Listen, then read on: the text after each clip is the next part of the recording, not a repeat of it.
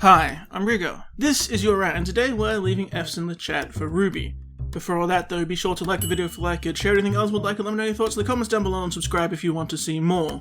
Also, before we begin, I'm sorry if my voice is off, I have a very sore throat, but we must press on. Now, RWBY is dead, or so those on Remnant think, and thus is the premise of today's video. With Winter seeing everything collapse and the gateway disappearing, there is no real reason for them to think otherwise. So I thought, let's have a chat about that idea, that RWBY is dead and how it affects the remaining characters on Remnant. Now yes, many others are dead along with her, it's not just RWBY, but she's our quote-unquote main character and the leader of her team, so for the sake of the size of this video, we'll just focus it down to RWBY for this one. Obviously, the apparent loss of Jean to Nora and Ren is even more devastating, it has to be, as is the loss of Weiss for Winter and such, but for now we'll just focus down to RWBY. But almost as if to contradict myself right out of the game, we'll look first at Ren and Nora, because not only are they having their second big round of loss of a teammate, but the rest of their friends are gone too, which must be unbelievably crushing. Even outside of their feelings towards them, the team also now lacks a leader again, so they're lost again. Perhaps Oz could be that leader, but that's its own web to untangle. But honestly, the pure crushing sadness of failure and loss is there. They saved the people they were meant to save. They did their jobs, that's true, and you might take a little comfort in that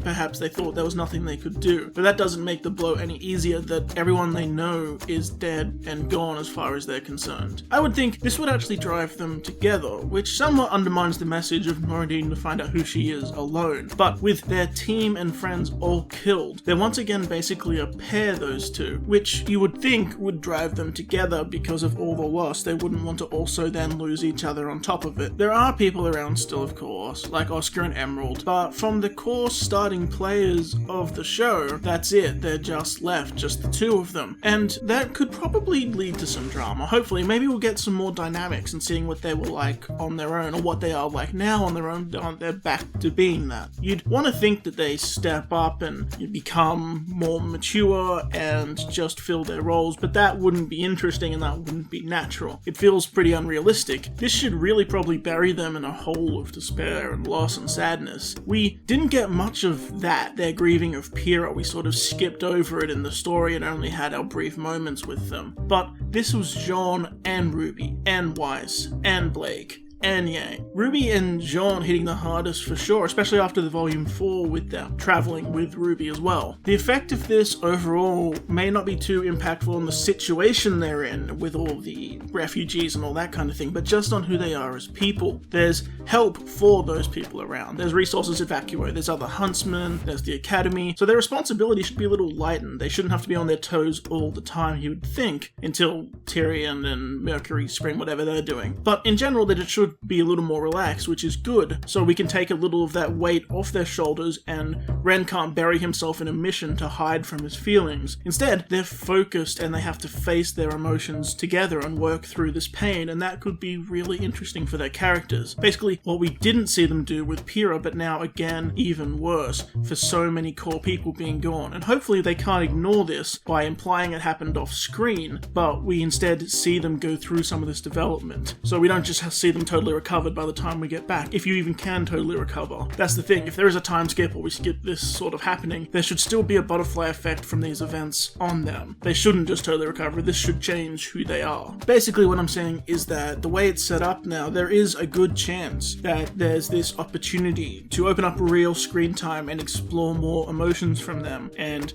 more pain and more depth and more things to drive them together and talk about these things, and flesh out even more of their characters. It's perfect justification to explore all these themes now. But now we'll move on to Oscar and Oz. Now for Oscar, look, we talked about this a bit with the RWBY in Love video, but if they wanted to do the romance thing, then yeah, realizing he has those feelings due to the loss and separation is a pretty organic way to do it, so they can then face those ideas when they come back together, if they want to do that at all. But if they're not going down that road, otherwise I would assume general sadness and loss and separation, obviously, and likely fear at the blow his life has taken because of this. Because of his age and relative inexperience, at least to start, he's always been propped up by those around him, and most of them are now gone, and that's frightening. What I think is more interesting here than Oscar is Oz. Now Oz gets a little more complicated. It should be true that after his eons of life and death, he would be pretty numb to this sort of thing happening by now, losing companions. But taking it into account that this is the farthest Salem has ever gotten with 2 relics in hand, everything's falling apart, the secret of her existence and the maidens has been revealed to the world, and just in general the state of things, he surely must feel some way about it at how badly this is going. Add on top of that any influence from Oscar too, I suppose, on an emotional level. But amazingly, he isn't totally cold. We have seen Oz get pretty emotional over the things people have said to him, such as the comments made by Crow, and things to do with Salem in general seem to get to him. It'd be interesting if the loss of RWBY and co had an impact on him. He doesn't question himself much that we've seen. He never truly gets that. We didn't cover that in the Hazel story, even though it seemed to be hinting towards it, that Oz may feel bad about what he does. Instead, he seems to feel entirely justified most of the time, even if he finds it distasteful. He doesn't think actually what he did is wrong or what he does is wrong. But he recruited RWBY in 2 years early, and she only wants to be a huntress at all to follow in the footsteps of her mother, who also worked for Oz, and seemingly lost her life following his cause. Or actually, as new evidence would now suggest, actually fell into her clutches and is living a life of torment and pain as an experiment. Which is still losing her life in a way, and way worse. The horrors now of what have happened with that family hopefully will hit Oz in some interesting way. Plus, just on a resource level for him, is one less silver-eyed person around who is just generally useful, especially people who know how to use them. It'd be interesting to see this loss really challenge Oz's thinking. He has investment in RWBY. His words to Oscar would suggest so, at least. He does like her or see great things in her. And sure, those things were said in an effort to just make Oscar stay, but they did seem somewhat genuine. But the exploration of Oz questioning himself is quite intriguing. His feelings about Summer, perhaps, even more than RWBY. They could be brought out here now, and we could learn some things about Summer from Oz's perspective. That could be an interesting way to lead into those kind of conversations. It's something he's never spoken on. Plus, when Crow arrives and finds out what happened, he might justifiably snap at Oz too yet again, and how his actions have cost countless people throughout history. Not just Summer, but now Yang and RWBY too, tearing apart his family and the only things he has left,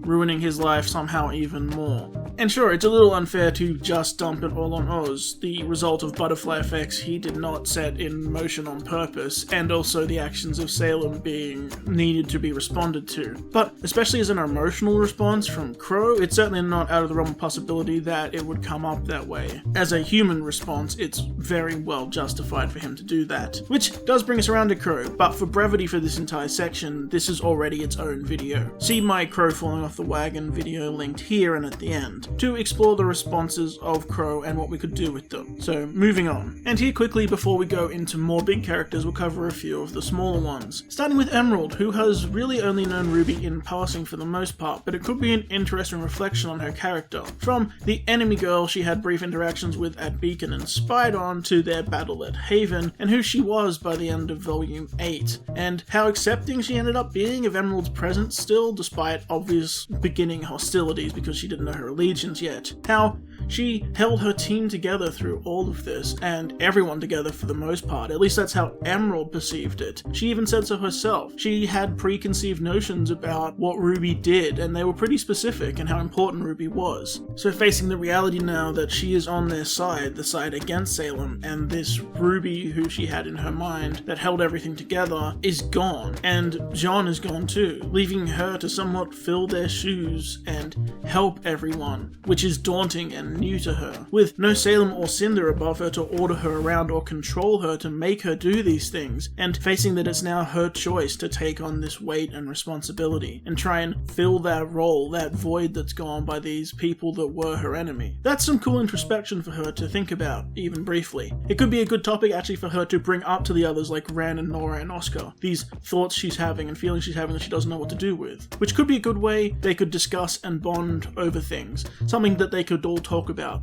That might help Emerald feel more integrated into this side of things and with these characters, so she feels closer to them and we get to know her a little more. Quickly we'll jump to Mercury, but if he learned, he probably wouldn't care much outside of being a little afraid that Salem has effectively destroyed the main part of their opposition, and he's still stuck with a nutcase like Tyrion. Tyrion also, it's doubtful he would care much, past a disappointment in not killing her himself, or being able to deliver RWBY to Salem anymore, which would be even better. Outside of teasing Crow with it as a way to antagonize him and provoke him him about his failure if they ever come face to face, and enraging him, there's not really much there. I guess if they wanted to touch on that hinted at thing with Jean and him, but we seem to have assumed what that was and it never came up again, so yeah, not really important unless there's some big twist there, but I doubt it. But there is two big major characters left. The first is Salem. Now, to Salem, Ruby isn't a key player. She's more of an annoyance and a resource. She's foiled some plans for her, but Salem never worries too much about that, and she would have liked to get her hands on Ruby to play with those eyes. But outside of that, Ruby really isn't on her radar too much outside of Cinder's hate for her and how that plays into her plots, and Phil traveling with Oz and the relics and being just a notable person in her journey. But now, hearing she was dead, Salem wasn't too bothered, and why would she be? She didn't know this was the time around in history that people are watching and there's actually a show here. She was just another failed huntress who never really had a chance against her. Oh wow. And more than worth the trade-off to get the relics. But what could be interesting now is seeing screen time with Salem now that this has happened. Especially if alone. We don't see much screen time with Salem alone, if at all. It's usually someone else in the room and she's responding to them. We don't get much of Salem's thoughts by herself. See, if we saw that, we could now have Salem pondering about things, just thinking. Yang and Ruby both bringing up Summer, which is odd, and killing her hound, etc. It could be a good lead-in to see perhaps what became of Summer, if you want to introduce that Summer beast. Salem could tease the deranged, grimmified remains of Summer, that her daughter was gone and she could laugh about it, or say something cruel, or say something introspective or thinking. And perhaps we don't see the beast yet, right? It's a hulking sort of shape in the darkness, hinted at in a pen in Salem's castle. Not revealing it, yes, but confirming it's a thing. Stuff like that, to introduce the idea to the audience who, maybe needs a refresher, or just as a little tease for the future. Something like that could be a good use of looking in on Salem when she doesn't seem to be too central to the story, just in a cutaway in the fallout of everything that's happened. Meaning that despite our main character really being little more than a blip on the history of this massively powerful and ancient being that is Salem, their apparent demise can still facilitate some story for us and get some stuff out of that side of things. Plus, it could influence her decision making, such as being more willing to let Cinder off the leash now, thinking that the main target of Cinder's bloodlust and the things that has caused her to make poor decisions is now gone. She might be more willing to let Cinder go off and chase power and do the things she was originally meant to do. That distraction isn't there. That vendetta is gone.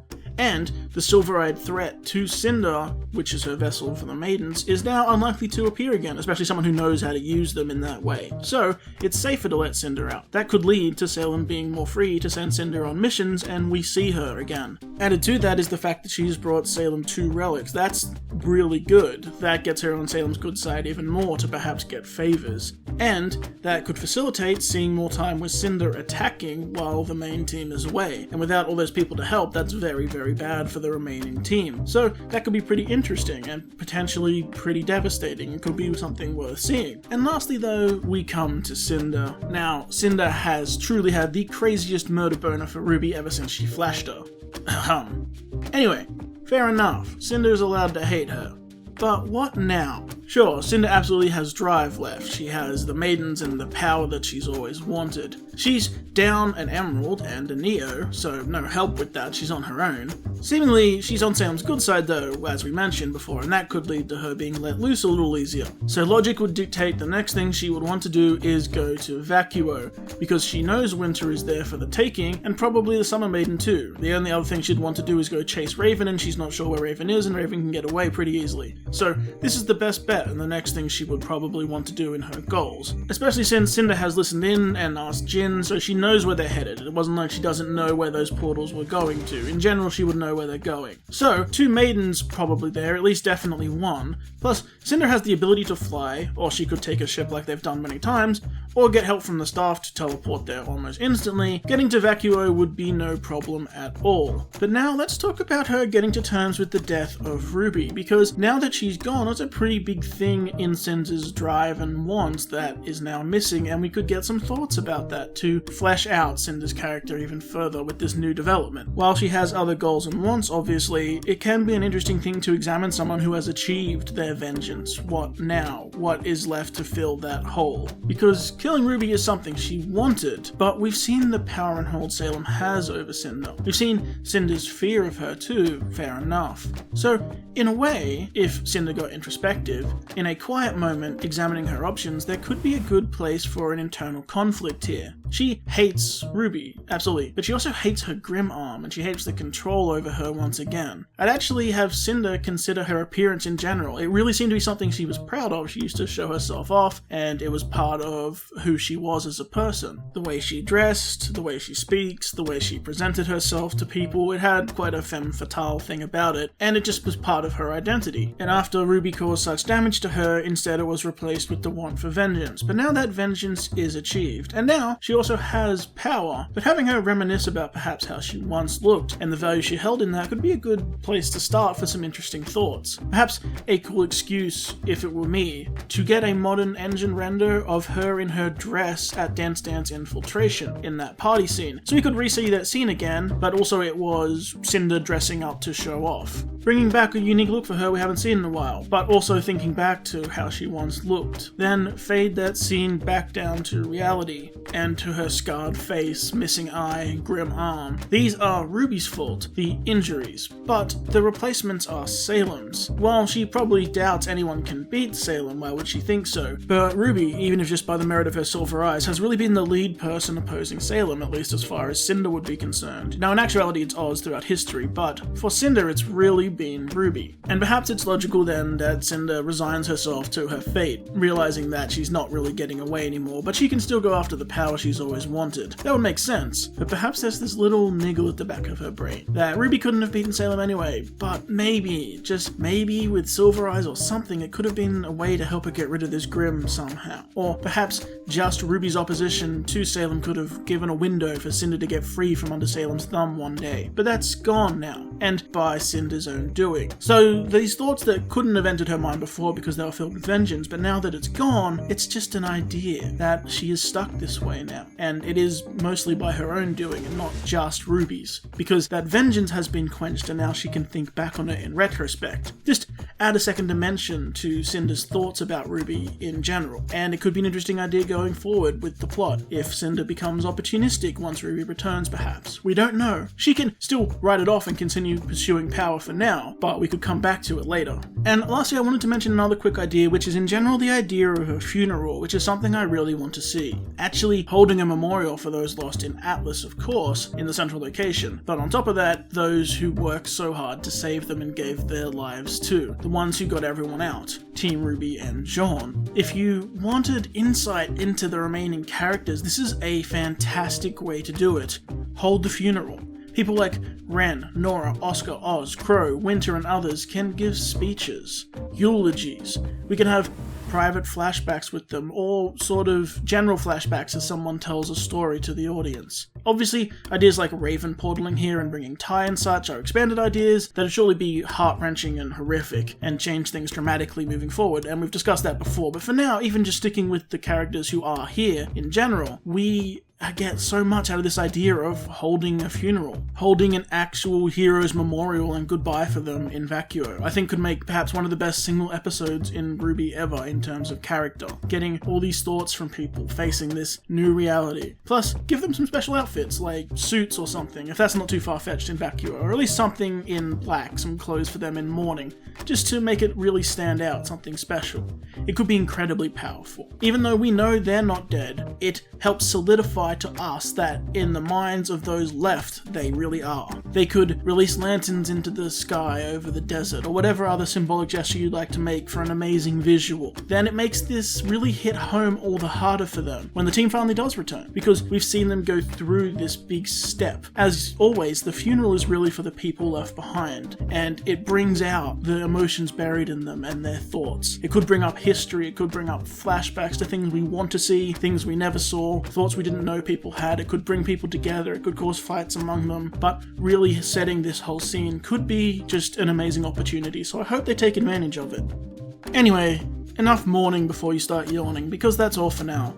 Hopefully this idea wasn't dead on arrival. Personally, I think it could breathe some new life into these characters, hey. But what do you think? Let me know in the comments. Until next time, remember, death is the price that we all must pay, so you better take advantage of this refund while you can. My name is Rigger.